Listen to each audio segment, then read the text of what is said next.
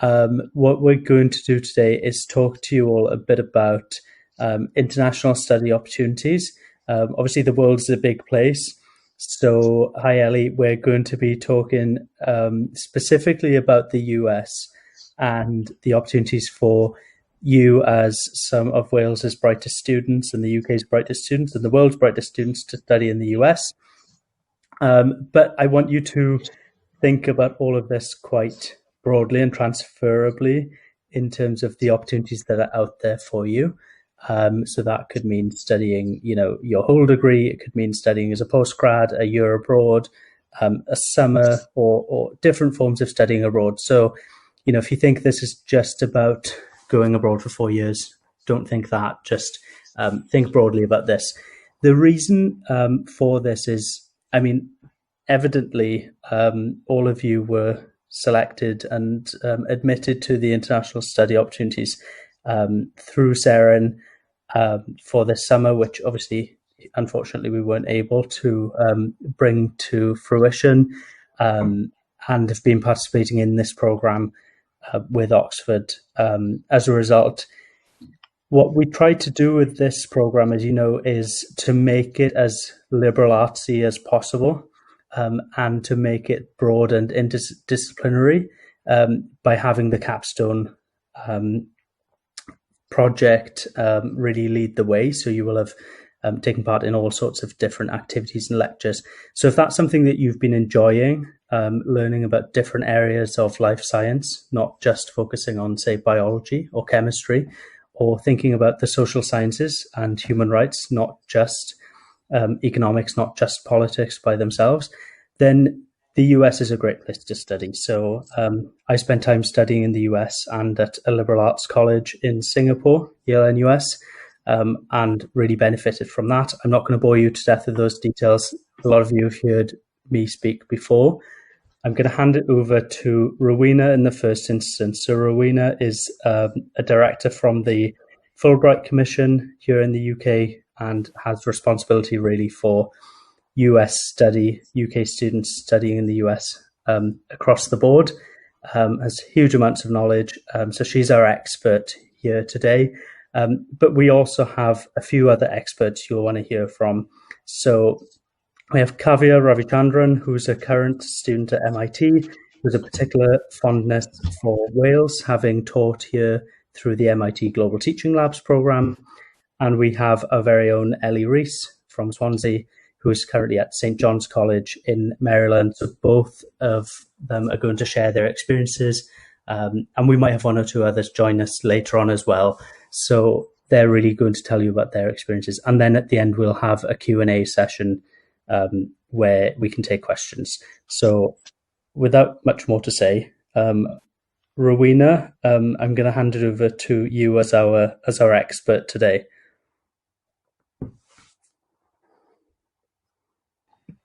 Fantastic. Thank you so much, Liam, and thank you for having me here.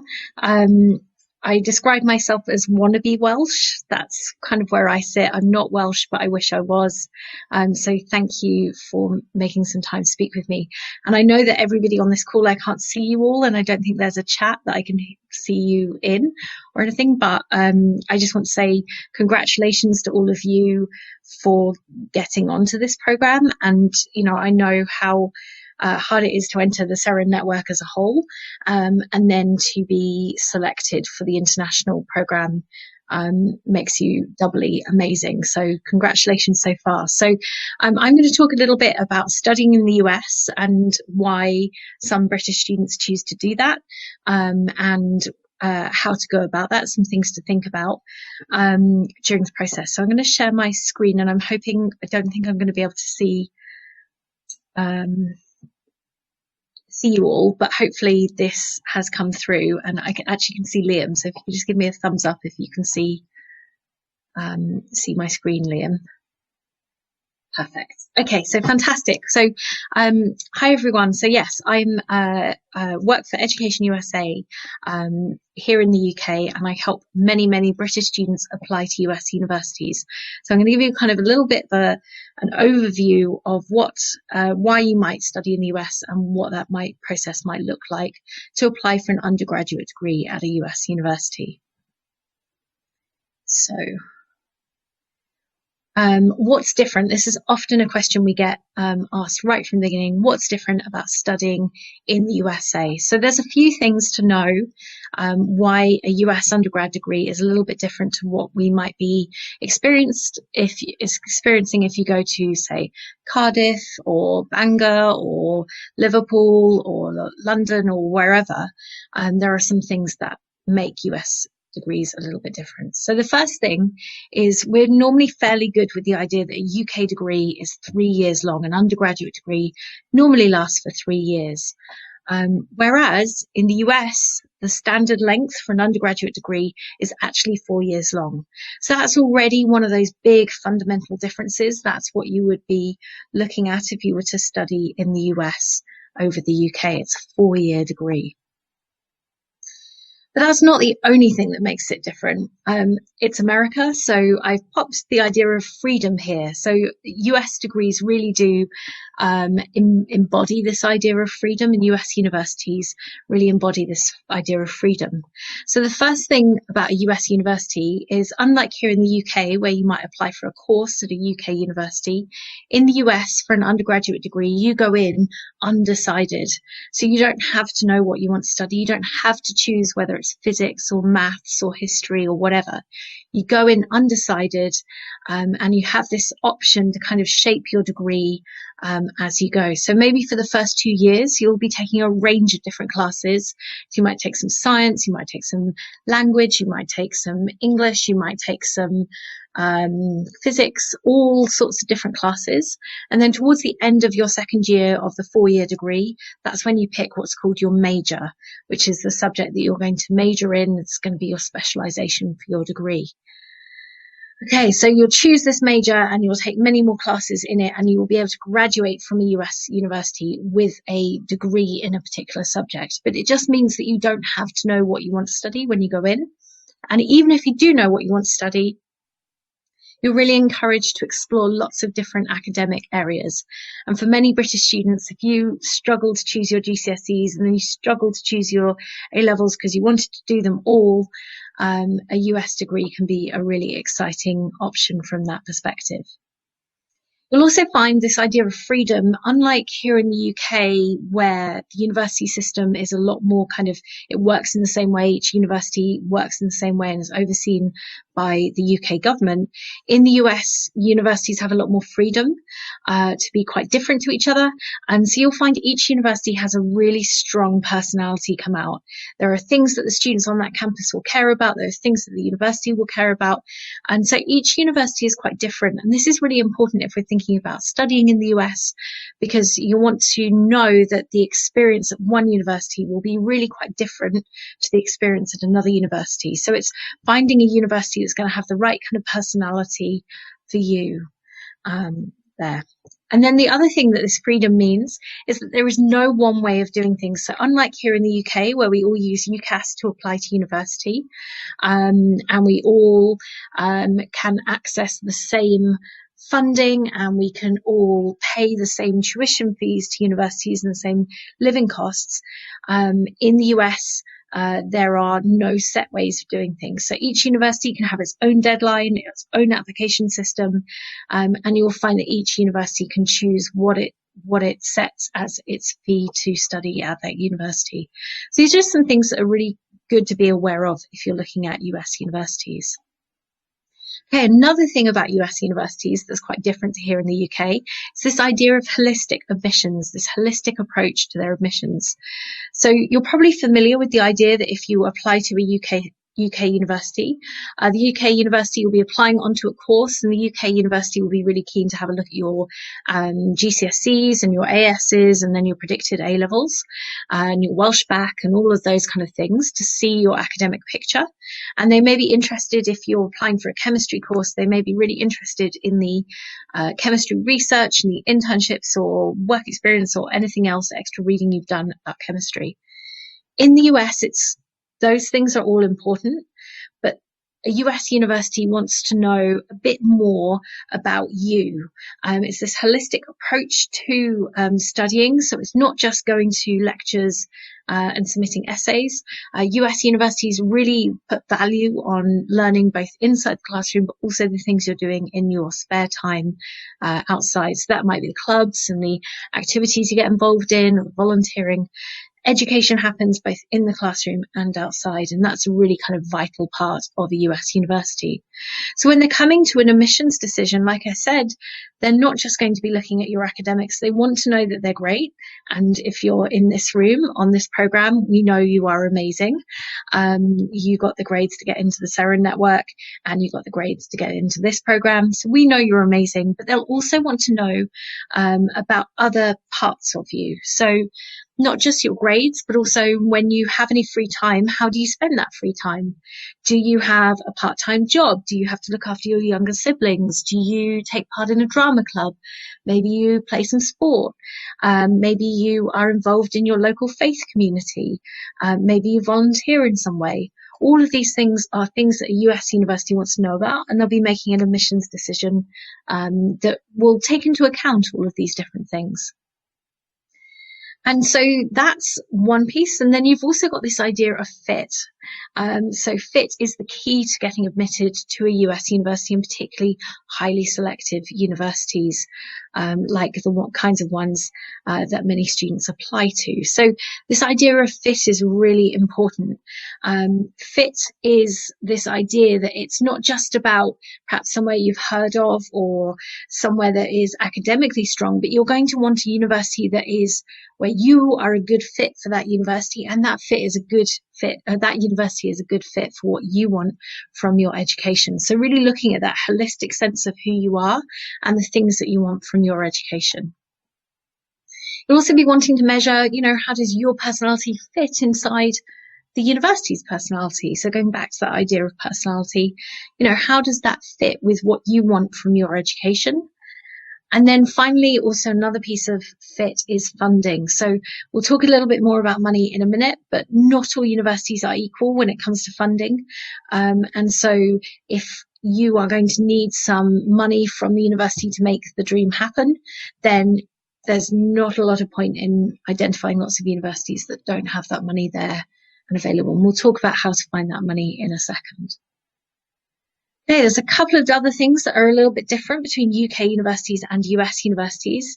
And one of those things is that US universities, there's different types of universities. So here in the UK, in Wales, you're quite used to one particular type of university. But in the US, there are two distinct types that you may come across. So the first is a research university. So these are larger institutions. They will have professors. They will have graduate students. We would call them postgrads, doing masters and PhDs and things like that. And then you have the undergraduate students. And so they tend to be much bigger, and you've got those graduate students sometimes teaching or supporting the undergraduate students. And so that's kind of one form of university in the US.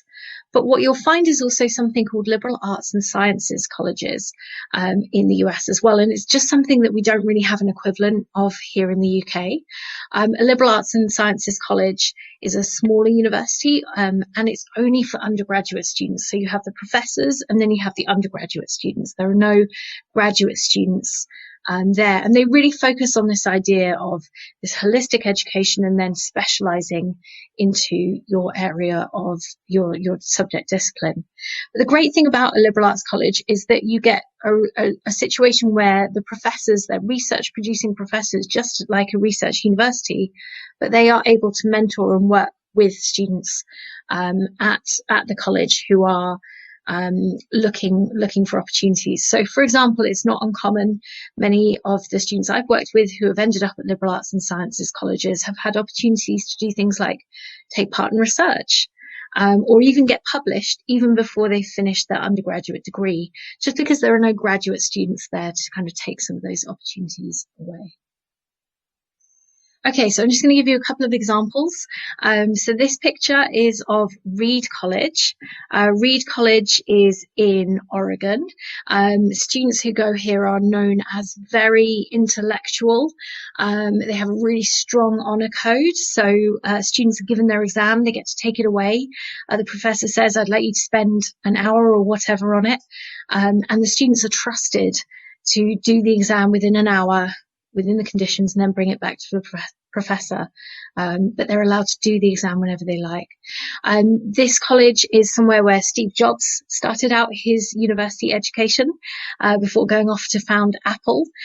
So it's often known for that as well. It might be a school that you've not yet come across in your research.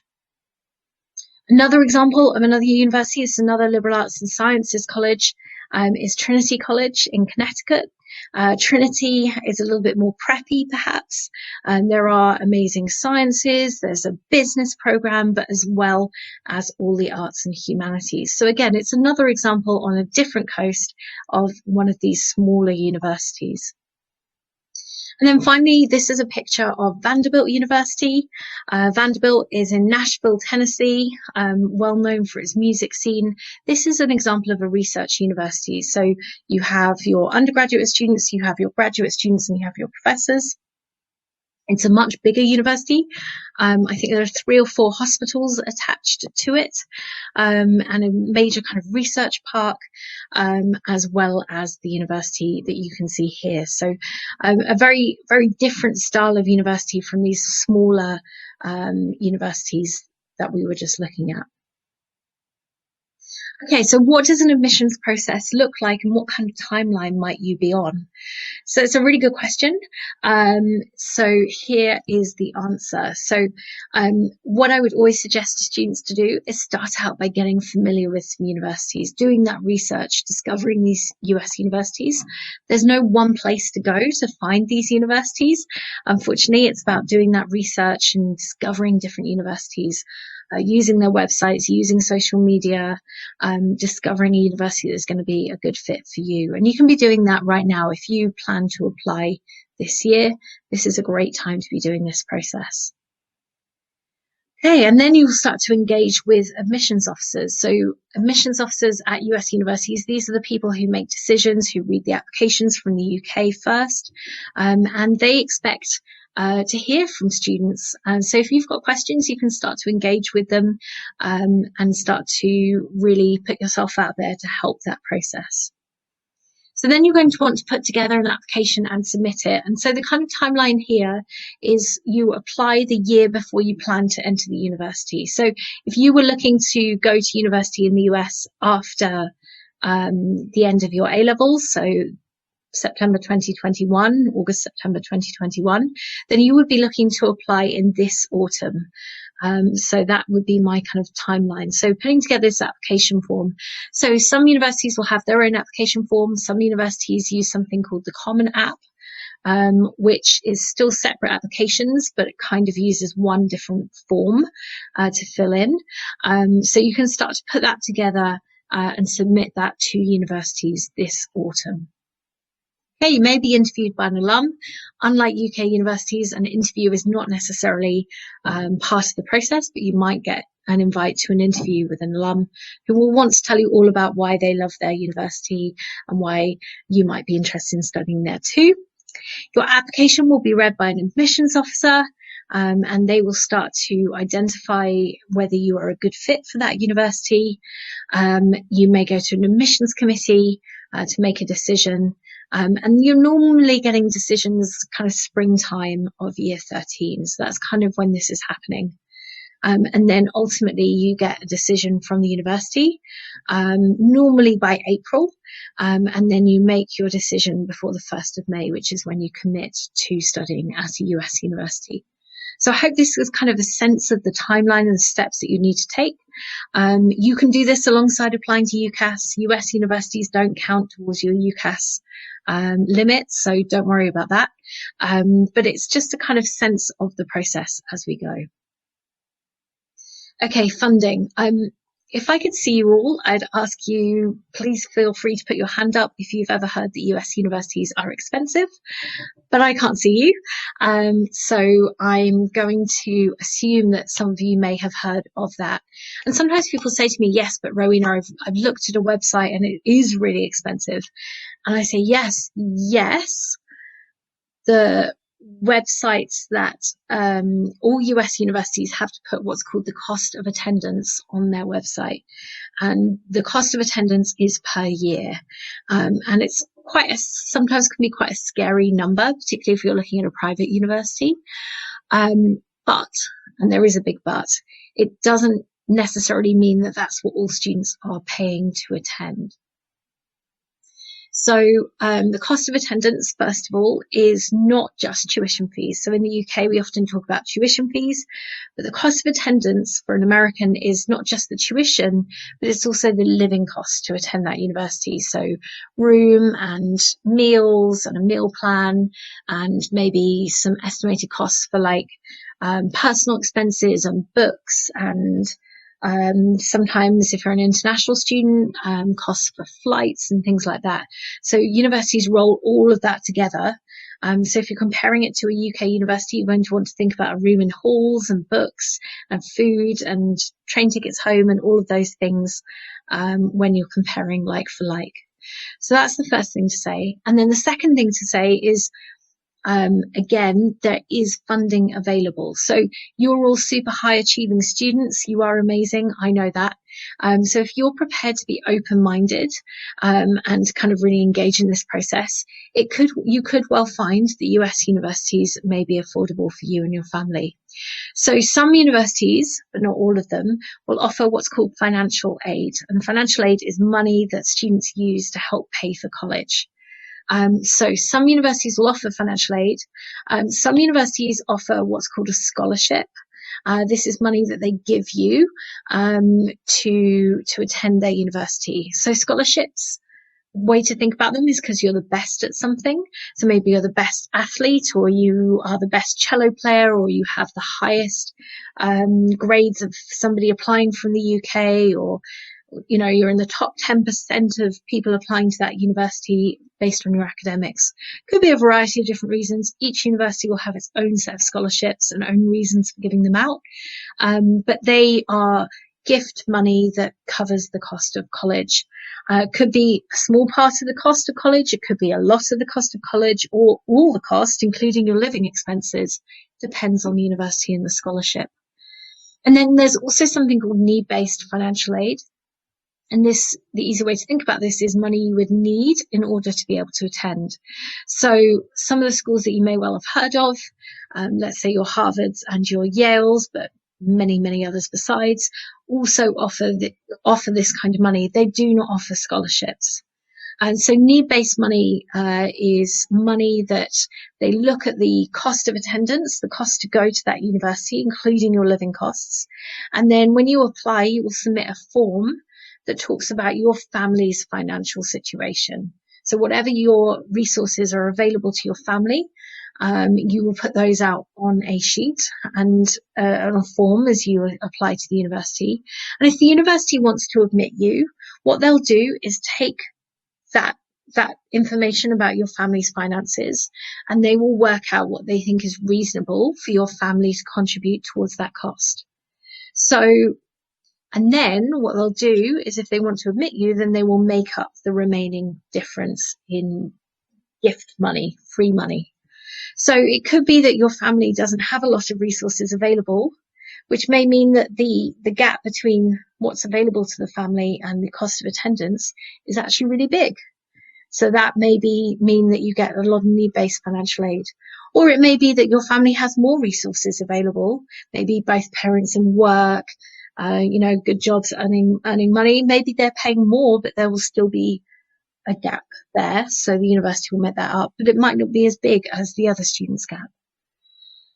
How do you earn this money? How do you win these scholarships? Well, my suggestions here are to start early and be flexible and just really build this into your research process. So there's no point in applying to universities that don't hold this kind of money. A lot of students ring me up, say, Rowena, I want to study in the US. And I say, great. And they say, I need a scholarship. And I say, okay, cool. And then they say, okay, I've got my one university I want to apply to. I want to go to UCLA. And that's where my heart sinks, because UCLA doesn't have any money for international students. So the question then is, why does the student want to go to UCLA? Is it something about UCLA? In which case, can we find it at Vanderbilt, or can we find it at Yale, or can we find it at U Chicago? Or is it about being in Southern California? In which case, let's talk about that, because there are schools that offer that kind of money in Southern California. And maybe we're going to go have a look at Pomona or another school in that area. So that's just the way to think about money. And it is there for those that are willing to look for it. And if that helps, then hopefully that helps kind of answer some of those questions. And I'll be very happy to take questions about that. Okay. All right, I just want to cover a couple of other things around other opportunities to study in the US, because maybe you're like, I'm not sure I would want to do a full undergraduate degree. How else could I have a US experience? So good news, there are other options available. So if you're looking at a UK university, many of them will have undergraduate level programs that help you get to the US. So you could find out if the universities you're looking at have university exchange programs. So lots and lots of Welsh and UK universities will offer opportunities to students to go and study in America for some, perhaps a semester or perhaps even a full year of their undergraduate degree. And that's a pretty cool experience. You can have a look into that as you're researching your UK universities. You could also have a look at liberal arts degrees. These are UK-based degrees at UK universities that bring together this idea of the liberal arts and this kind of interdisciplinary study. And some of those also have opportunities to study in the US, the home of the liberal arts degrees. And then finally, you might also be interested in exploring American studies. So lots of UK universities offer this discipline. It's an academic discipline in and of itself, broadly based across humanities, arts and social science. And you may well find that many American studies programs also have an inbuilt year in the US built into them. Other things you could think about, you could have a look at internships and summer work, perhaps not so much this year, but you'll find that there are internships that students can pick up. Lots of students decide to do things like Camp America. Disneyland has a whole program to recruit British students to come and work at Disneyland for the summer. So if that's something of interest, you could always have a look at that. And then finally, you could also look at postgraduate study. So if you do an undergraduate degree here in the UK, you could look to go and do a master's or a PhD at a US university along the way, if that is something that you would be interested in. And there's all sorts of help and opportunities to go and do that. All sorts of funding opportunities, including the Fulbright Awards at the Fulbright Commission that I work for, which are a group of postgraduate-only scholarships. So lots of amazing opportunities out there if you're interested to get stuck into them. Okay, if you've been listening to me and you think, this is interesting, I'd like to know a little bit more, there are some things that I can point you towards to learn a little bit more about studying in the US and how you can access more resources. So Education USA, we are the official source of advice for British students who would like to study in the US. We offer free, unbiased advice to anyone who wants to get there from the UK to study at a US university. And so we are here to support your dreams. So you can go and have a look at our website, fulbright.org.uk. We've got full guides on our website to applying for US study and some of the things to think about. We go literally step by step through the processes. We go through the application forms and tell you what to put in each box. We jargon bust. We have guides about financial aid. We have videos. We have all sorts of amazing resources on our website, and it is all free and openly available for students and parents.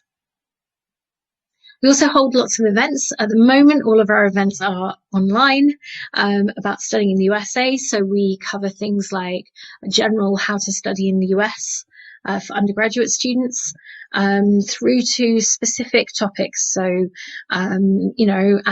if you want to be a student athlete in the US, how does that work?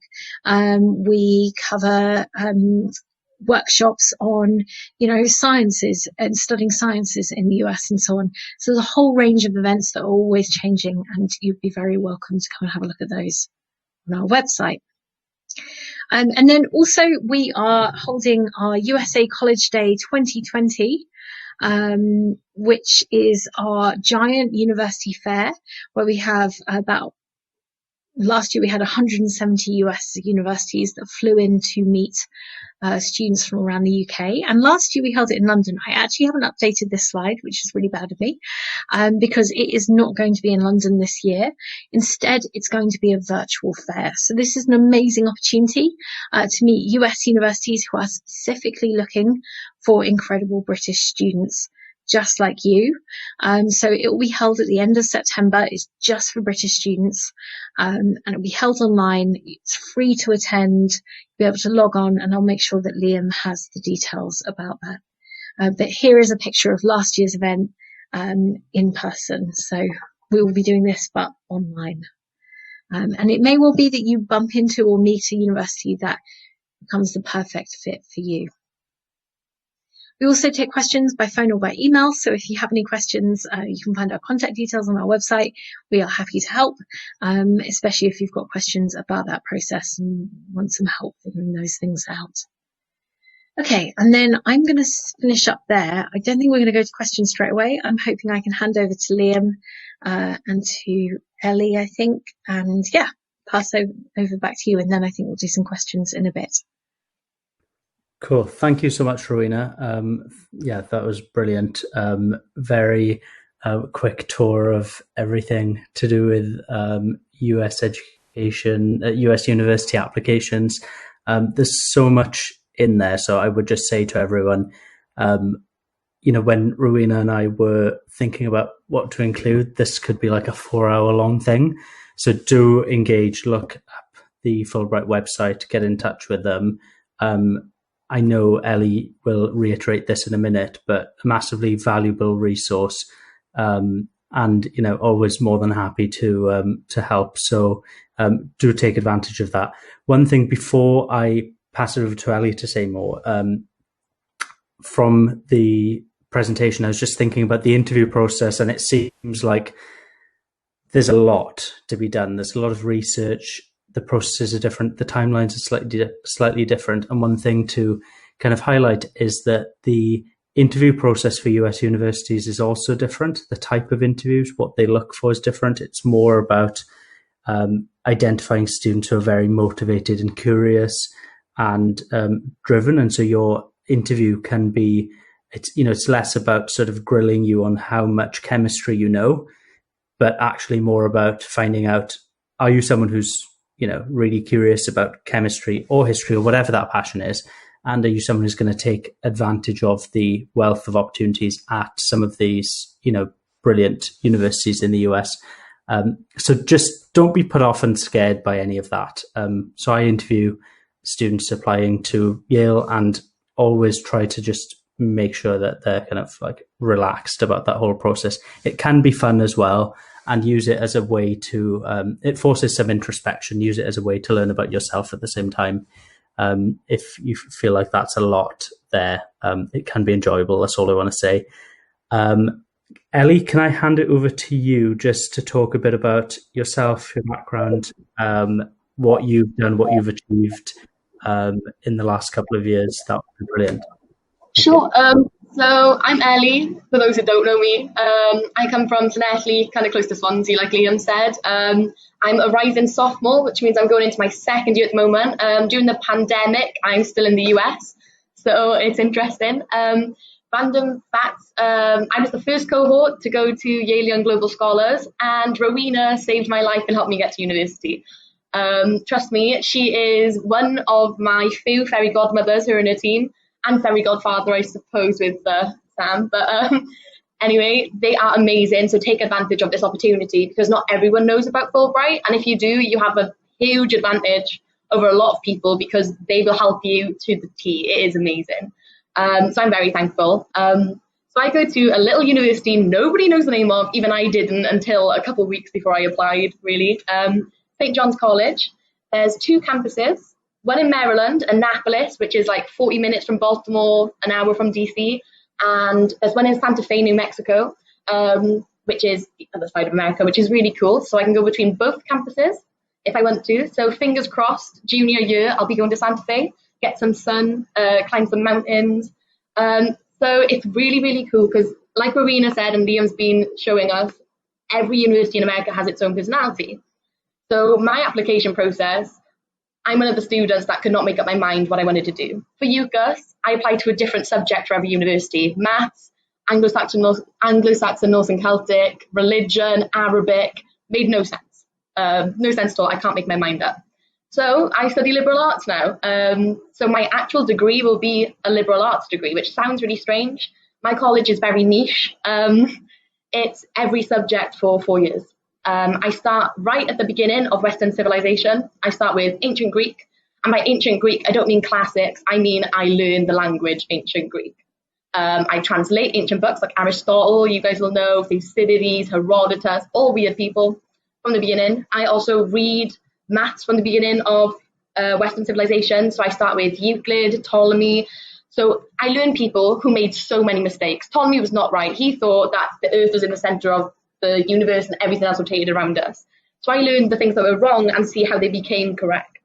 I start at the beginning and I make my way to the 20th century-ish, kind of. So my college is very small. On my campus in Annapolis, there's 400 students over all 4 years. It's very weird. Like I said, very niche, but I loved it and I still love it now and I can't wait to go back as soon as possible. So the perk of it being a small college is that I get to know everyone really well. I mean, sometimes that can be like hell because people know everything about you and sometimes you're like, I just want a little bit of privacy. But if I want privacy, I can go and spend time in DC. I can go and leave my campus. You're not stuck in your university. You can make friends outside of your university because other people live in the same town as you, not just your college friends. Like I've got the Navy Academy next door, which has thousands of students. So compared to my tiny college, it is daunting. But we have waltz parties together. We have a thing called reality, which is like gambling nights and loads of stuff. So basically, we have 3 nights a week of parties. It's amazing. And so don't worry about the party scene and being like 18 and things. Your college is there to provide fun no matter what age you are. And there's always ways to make it work for you. You don't have to go to parties if you don't like it. You can do whatever you want because you're always going to find people who fit you. And that's the importance of fit that Rowena and Liam and everybody that showed me. When I went to Yale, I was like, this is amazing. But too many people, I don't know my professors at all, apart from the one who did every seminar with me in the morning. Other than that, did not know anyone. So I was like, I want to be able to know my professor. I want to be able to talk to people, know most of my people. And then I found St. John's because I realized that I'm going to look at my university like my boyfriend. Rowena already knows this because I would always go on about it. I'm going to be dating my university for 4 years. I'm not going to be home. I'm not going to have my friends from home. I mean, on the phone, yeah, but I'm in another country. I want to be comfortable. I'm not going to lie on my application. I'm going to be honest. This is me. I have dyed hair, which is a different color every 2 weeks, to be honest. I want a university that's like me. I want it to be fun, weird. I mean, random, has a dog. We have a campus dog on both campuses, which is very important to me.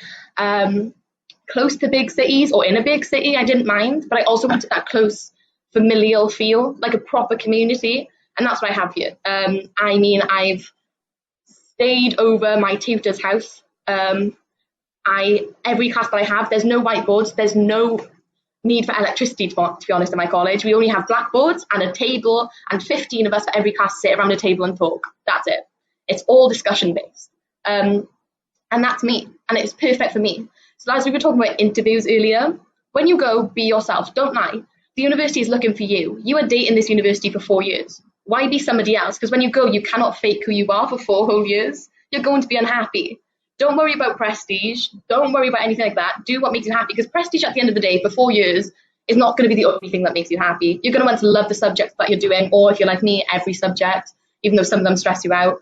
You're going to want to have fun. You're going to want to go to a place. If you love the sun, don't go to Maine where it's going to snow. Or don't go up there. Don't. If you like seasons, Maryland's pretty good. St. John's is pretty amazing for that. Not that I'm not that I'm marketing St. John's, but give it a check.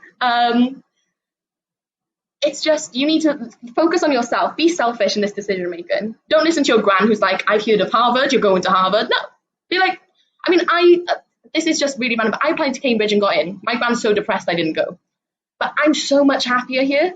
I'm still in the US. I didn't go home after the pandemic. I'm living in a house, and come next month, I'll be living in a house with 16 students all studying online together in the house, hopefully in Baltimore, which is beautiful. So don't worry, and the college will always give you amazing experiences. I mean, I think I was meant to go to Rome this summer to study for 6 weeks. And then I was going to volunteer with dolphins, but that's been pushed back a year. And then my Planned Parenthood internship has been pushed back another year. So it's always going to work out. Your college is there to support you. I mean, like I said, I've stayed over my tutor's house. Me and my friends go to the beach all the time. Maybe not so much in a pandemic, but when it's not, we stay in my friend's condo. We all sit around a fire. We look at the wild horses. Or one of my favourite memories from this school year is I went to visit a friend in Philadelphia who I met actually through Rowena in a program. I went to her, and my friends from college decided to follow me. But then me and her ended up in New York with other friends, and they followed me to New York. So we all spent Thanksgiving. Well, they tried to find us, but we couldn't find each other. So we spent the whole of Thanksgiving on a wild goose chase trying to find each other in the middle of nowhere. So it's really, really good, actually. You can do random things, go on weird trips, and also don't be afraid to be yourself in front of your admissions officer. That's one thing I'm going to emphasize, because when I got admitted into St. John's and I found out it was my birthday party, and I rung my admissions officer to say thank you when I was in a nightclub, and it was very early hours of the morning for him. Not that I'd advise you to do that, but it's the type of college where they're very close now, and we go out for coffee all the time, and he laughs about it a lot. He says that it's probably one of the most embarrassing moments of my life. I disagree with that. I think it was amazing, but make sure that you're happy and you know that you're going to be comfortable in the university that you're going to. And I know I am, and I'm going to have amazing opportunities thrown at me left, right and centre, because it's such a small place. And like Rowena said, I'm actually writing a paper with one of my professors on classics, on Thucydides and Herodotus and things like that, and ancient Greek. We're translating a little bit, which is really cool. So take advantage of your opportunity and just have a little browse around. There's so many universities out there, especially in the US. I mean, there's tons. So just have a look, don't worry, and take your time. So yeah, that's me. Thanks for listening. Awesome. Thank you so much, Ellie. I'm not going to summarize that other than to say, obviously fit is really important. You can see that enthusiasm and a ton of positivity from Ellie, which is great to see, even, during a pandemic, when you're far away from home. So if there's any takeaways, take that away. I'm going to switch a bit quickly over to Kavya. I'm not going to build up Kavya's ego too much here. I'll save that, maybe for another time. But I do have to say that I have a particular admiration for Kavya as one of our very best instructors who joined the MIT Global Teaching Labs program in Wales this January just gone, and spent about a month teaching in a school near Pontypridd, teaching students from sort of 5 years old all the way up to 19 years old, if I'm correct. She is currently at MIT and is going on to do a PhD program, I think from September or from maybe next year. And I would just love to hear from you how your experience has probably been very different from Ellie's, but equally exciting, and anything you can share with us about that. Over to you, Kavya. Thank you.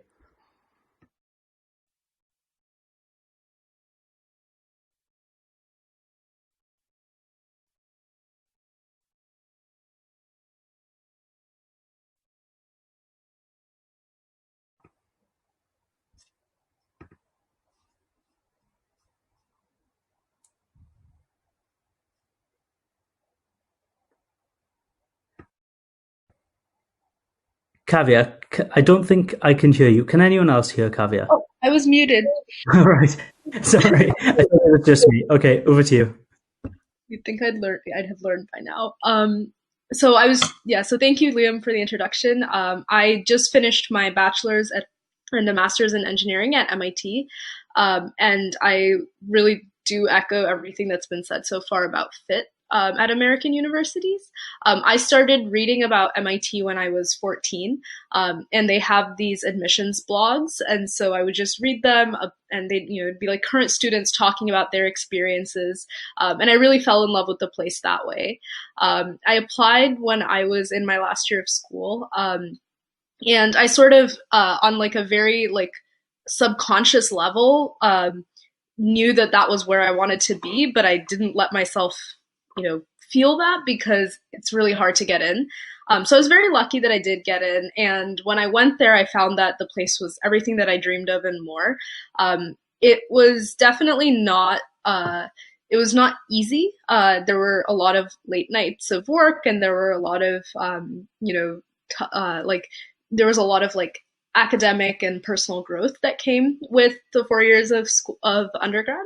But I think the thing that made it really incredible for me is that everyone there was very passionate about the topics that they were interested in. So, everyone didn't necessarily have the same interests as me, but they felt that they wanted to change the world in that way. And MIT, as far as culture goes, is known for being very passionate, but not taking yourself too seriously. And so there were a lot of we have what are called hacks, which are basically campus-wide pranks. And so, people this didn't happen during my undergrad, but at some point people put a police car on top of one of the domes. And, things like this are a relatively common occurrence. So I think having that sort of levity infused into this otherwise very rigorous and tough academic program, I think was very, very great. And I think the size is much bigger than what Ellie was describing at her college. So we have about 1,000 students per year in the undergraduate program. And then there's a graduate program, which is also very big. So definitely you get a very different sort of perspective interacting with graduate students as well, both as your teaching assistant. So a professor will lecture class, and then the graduate students will be present for helping you learn concepts more thoroughly, but also through student groups. So I made friends with a lot of graduate students through the student groups that I was involved in. And I think that you get a very different perspective when you are able to talk with people of all different ages. So definitely, I think look for what seems like it would be a good home for you when it comes to looking for where to apply for an undergraduate degree in the U.S. Different places are definitely very different. Harvard is just down the street from MIT, and the people I met from Harvard had very different perspectives on a lot of things than my MIT friends. And so it's definitely very dependent on one's own personality and values. Sorry, Kavya, can you just share with us as well a bit about some highlights of your time, courses you've studied, opportunities MIT has given you, and what your plans are next? I know that's a lot to cover before we go into Q&A, but if you can quickly give us a tour of that. Yeah, absolutely. So quickly, I think some of the really incredible things I liked about MIT, and in particular my department at MIT, is that I had a lot of freedom in coursework. So I took a class in the fall semester of my second year that was meant for people who were doing research in that area. So I was completely clueless. I had basically no background, but I took this class. I got to know the professors very well, and I'm still in touch with the professors of that class. And I think that those sorts of interactions for me really made my undergraduate experience because they let me discover what I wanted to do, and that helped me when I was applying it helped me realize and confirm I wanted to do a PhD. It helped me figure out where and what to apply for a PhD in. then I think MIT has a very wide range of opportunities. So as Liam mentioned, I taught at Bryn Kellonog in January this past year, right before everything happened with the pandemic.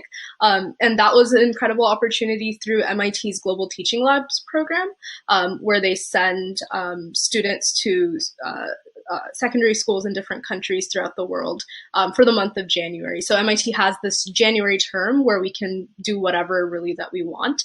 And it's not necessarily an academic term, but you can take classes, you can do other internships or something like GTL.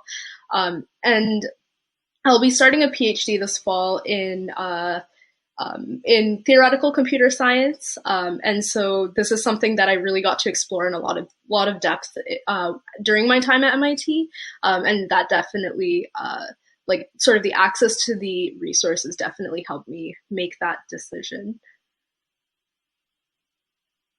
Did I miss anything? No, that's awesome. I could ask you 100 other questions, and I'm sure everyone else could too. But I want to ask: is there a way of opening this up to any questions from students who are on the call? Just conscious of time.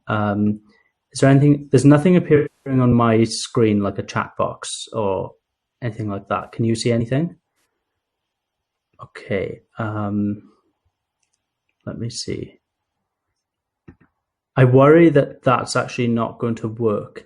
What I would say is, okay, if that's not going to work, anyone who does have any questions, feel free to send them via, I hope you don't mind, Lois, if you're on the call, but via Lois, and then Rowena and I will come back to you with answers.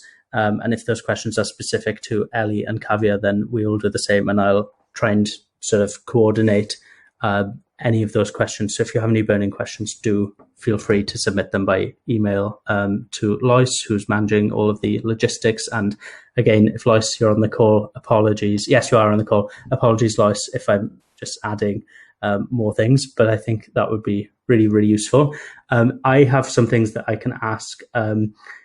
Rowena, if I'm interested in studying in the US, and I think you mentioned there are 4,000 colleges, universities in the US to choose from, where do I start? Because we've talked so much about fit, and that kind of tells us that, there's not, studying in the US isn't just Harvard, Yale, and Princeton. There are hundreds, thousands of other choices. How do I find those? Yeah, it's a really great question, Liam. I mean, I think the first thing we have to remember is that the US is a much bigger place than Wales or even the rest of the UK. And so there are about 4,500 universities. So if we were talking about the top 1% of UK universities, given there's 120 universities in the UK, we're talking about 1.2 universities. If you're talking about that top 1%. If you're talking about the top 1% in the US, you're talking about 40 or so universities. And, most people in the UK can't name all of those 40 universities. So it's a really great place to start with some really good research. And perhaps I could just share my screen and maybe take everyone through quickly my personal process when finding universities. So let me see. Don't know if I'm able to share an internet window. That's my only problem. Bear with me one second.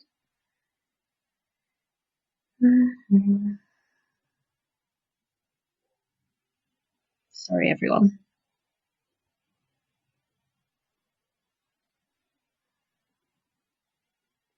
While you're doing that, Rowena, I do have a question for Kavya. Can you tell us a bit about your interview process for MIT? Yeah. So MIT basically reached out to me, said that I should schedule an interview, and they sent me the name of someone who would be my interviewer, who was like geographically close to me. So I emailed them, and actually in my case, the first person didn't respond for a long time, so I got assigned a new interviewer. I met with her at a coffee shop, and she asked me sort of what my interests are, what things I had worked on in school, what I was interested in like studying, or like things that I was interested in doing at MIT. She told me a little bit about her experience. So she was an alumna, and it turns out actually that she had lived in the same living group that I lived in throughout my undergrad. So there was a bit of a connection that way. She sort of told me what, some advice that she had. And the interview was very much like a conversation rather than sort of grilling me on the different like details of work that I'd done. And so it was definitely a good chance, not only for like her and the admissions committee to like learn something about me, like from an in-person interaction, but also for me to get a sense of what an alum's experience had been. And I think, especially at MIT, they do make a point to emphasize that the interviews are meant to sort of give information in two directions, not just for the interviewer to collect information about the applicant. Awesome. Thank you very much. Rowena, I noticed something come up on my screen, so I think you're good to go, right? Yeah, very happy to. Okay, so if you're thinking, oh, gosh, where do I start with finding a US university? Let me show you my process for going through it. So it's as simple as hopping onto Google, and if you search for Big Future College Search, it's like a search engine just for around US universities. So you can see this top link right here. I would go into that.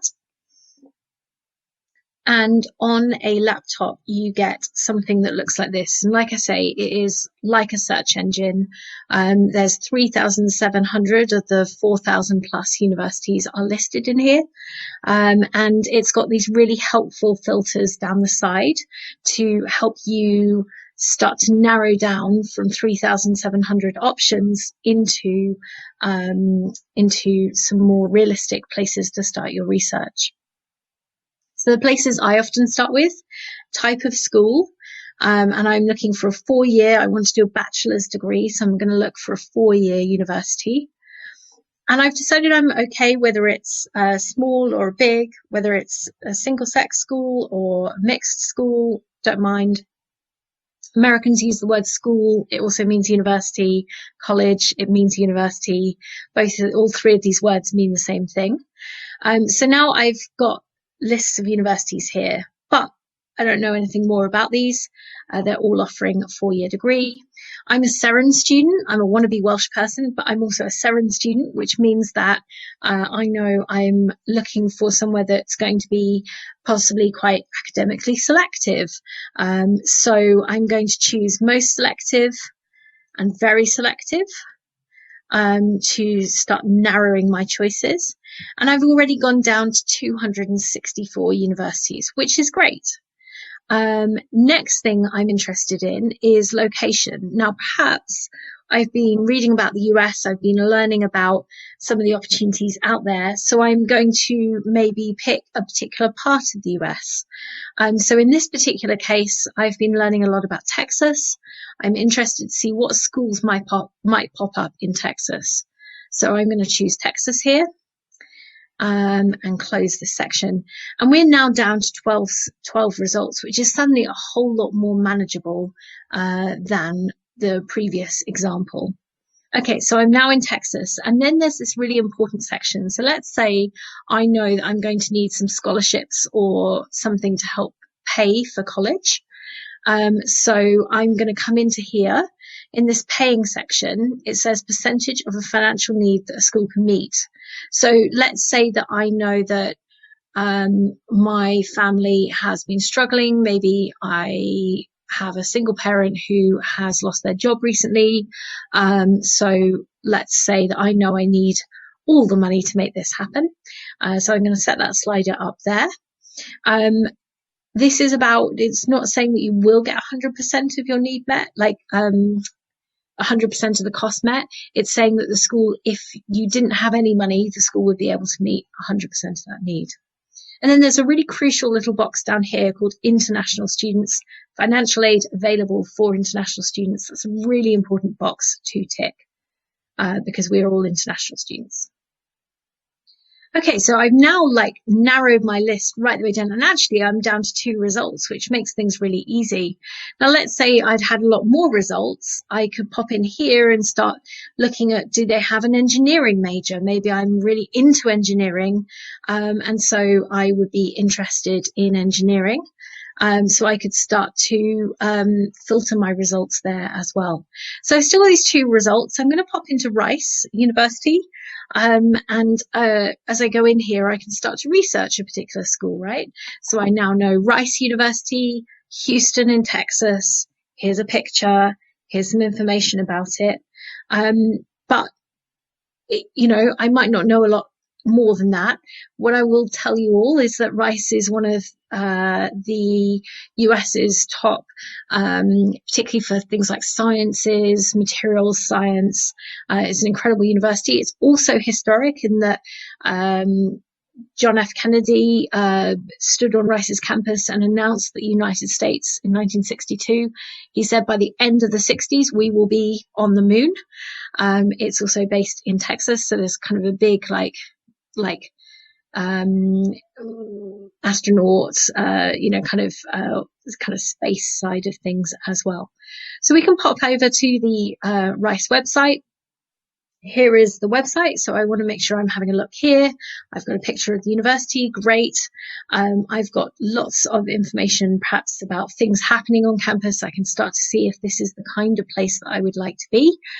Lots of kind of signs of the kinds of things that students are interested in and the university is interested in. But there's a whole section about admission to the university, which is amazing. I'm definitely going to pop in there because I'm thinking about getting admitted to the university. And most universities will have a section like this. And now I've got some choices: undergraduate, graduate, MBA, etc. I'm going to pop into undergraduate. And so I've got a little bit of some options here. I could pop to the Office of Admission. I've got lots of information about applying, exploring life. I can go in as perhaps an international student. This is a great sign. Some information about how to apply, what I need to do, here's some information about their deadlines, which is amazing. So it will start to break it all out for me. So there's lots of FAQs and so on,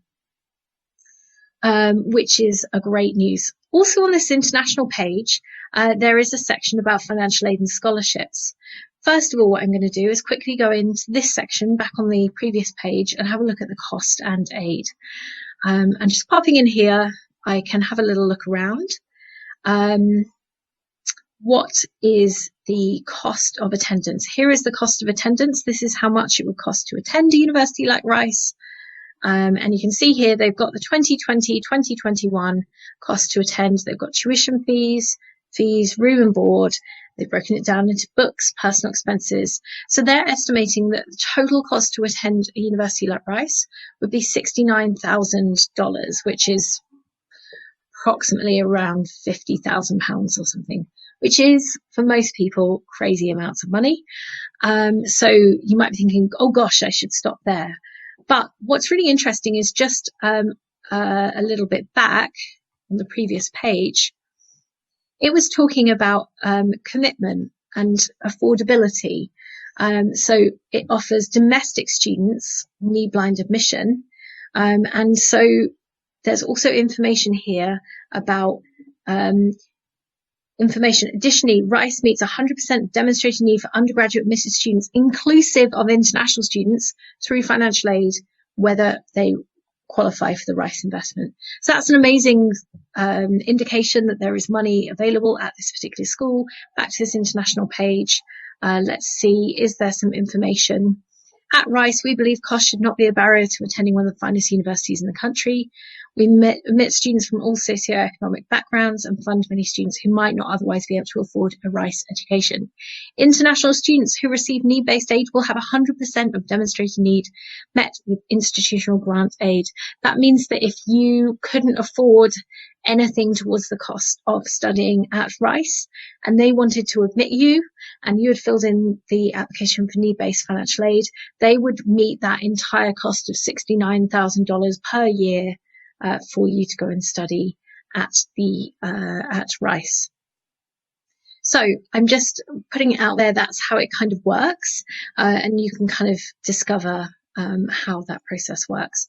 So hopefully that's kind of a little bit of an overview of how to go about finding researching universities, particularly looking for funding, but kind of a little insight into how I would personally go about it. Sorry, I know that Maggie needs to go away quite soon, but I was just wondering what you might contribute to the discussion we've had so far. Hi, I'm Maggie. This has been amazing. So I'm really glad that you guys have this opportunity to listen to everybody speak, because this is the kind of information that can take years to understand this complicated system. So props to everybody for sharing their experience. I am originally from the US, but I live in Wales and have for 15 years. I now work for Universities Wales and study in Wales, mostly bringing American students to Wales, but also helping out with Welsh students to go to America. The only thing I think I would add is I am originally from the United States. I did my undergraduate study in the United States. I studied abroad in Wales when I was a junior in college, which is your third year of your 4 years. And then I just loved it and I stayed. So I ended up staying to do a master's and a PhD in Wales, and made this my home. So I'm the opposite of some of these stories. So that's my personal experience with it. But I just wanted to play up that bit about the liberal arts coming in undecided element, because that is really the major difference here, that you can go to school in the US undecided. And for some of us, that is absolutely necessary. I went in pre-med. I came out studying film. My PhD is in film and creative industries. So we all have this process, especially in the US system, when you grow up being really broad, we don't have the focusing that British students do. So it's just kind of how it works. You come in undecided and you focus more as you go, and you're required to take that gen ed stuff. So it's just being aware that that's not in any way a detriment. I found it an absolute opportunity. I got to study so many cool things, and I'm sitting in my OChem class, which I was doing okay in, and saying, okay, I have to take this to get to the really interesting stuff. And then I was looking at my required courses for my English credit, and I was like, ooh, Shakespeare, ooh, Chaucer, ooh, and that was where my passions were. So it was nice to kind of have that opportunity to realize that there's other interests out there, and to have it built into the structure to do that, and have all that advising support and those good relationships that the other two students were talking about, to be able to make that become a possibility. Also, what they're saying about these schools, please get off the bandwagon of it's only the big names. There are so many incredible schools out there. I went to the University of Mary Washington in Fredericksburg, Virginia, so not too far from where you are, Ellie. And I never would have considered it. I was on my way back from University of Richmond and William and Mary, both of which I didn't like. And I just walked across campus and it fit me. So very much that fit. It's just, yep, this is where I'm going to go. So yeah, just keep an open mind when you start looking at schools. Yeah, okay, there's my 2 bits.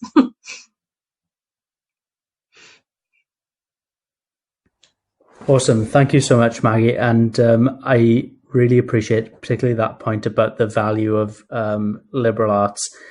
I understand myself going from the A-level system to a liberal arts system, that kind of anxiety around, if I'm going to study things more broadly, how am I going to get that expertise or depth?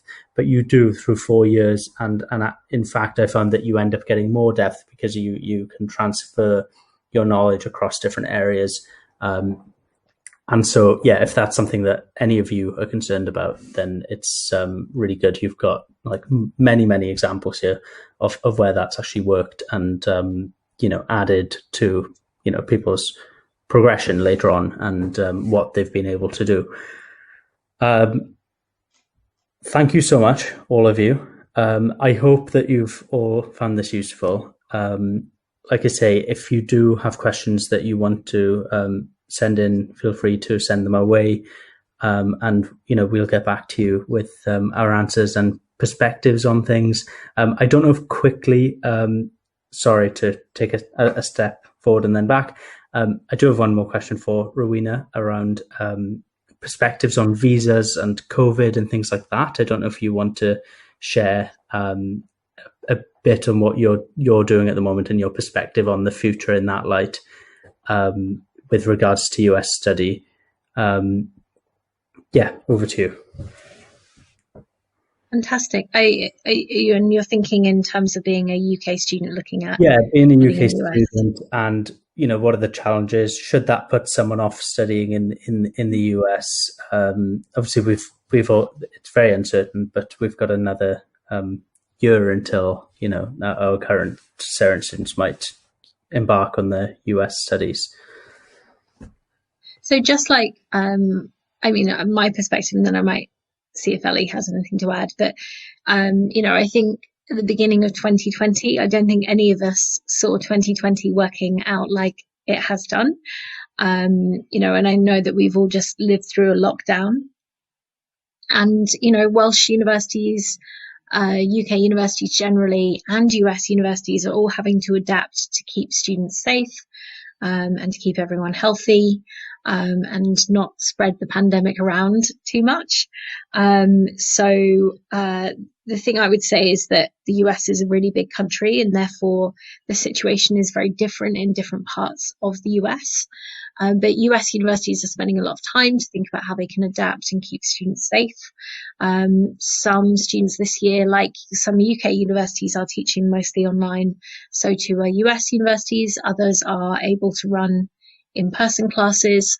And I think by the time all of you are looking at potentially starting university, I suspect either things will be more developed in terms of online learning, or we might be back to in-person classes. Who knows at this point? But certainly US universities spend a lot of time thinking about it.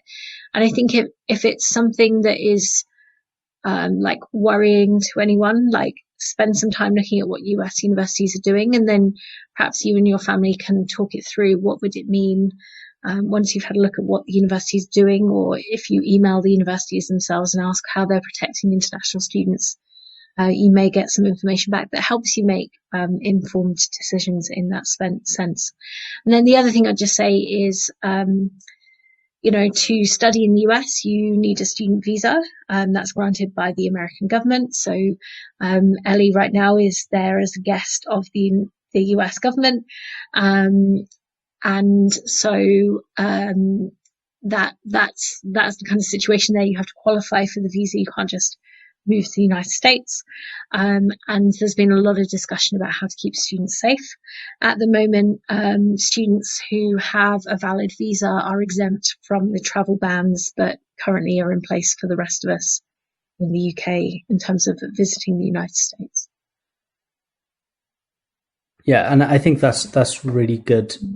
That's a really good perspective. I think the one takeaway, the one thing I'm taking away from what you're saying, Rowena, is that if it's something that concerns you, do research it, and hopefully, if you're interested in studying in the US and seriously interested in that, don't let worries about the pandemic completely shut that option off for you before doing some research first. I know from speaking with students that I know at different US universities, they found the change to online learning within sort of a few days a bit crazy, but things have improved and universities are investing in online hybrid models and working out how to get back to in-person teaching and instruction as best and as soon as they can. So I think, don't worry so much about that, because there are so many other students in that boat going to, planning on university next year. Ellie, I don't know if you want to add anything about that. I sense a lot of positivity from you earlier, so I didn't get the sense that it's put you off completely, but maybe you can add in just before we finish off. I think the US colleges are just very adaptable. It happens really quickly. I mean, I was here during the time where things have changed a lot. ICE were coming after international students at one point. I thought I couldn't go home because I wouldn't be allowed back in the US, which is one of the reasons why I stayed, or things like that. Now those things aren't as much of a worry. Things progress very quickly. Nobody expected the pandemic, but now we're in it.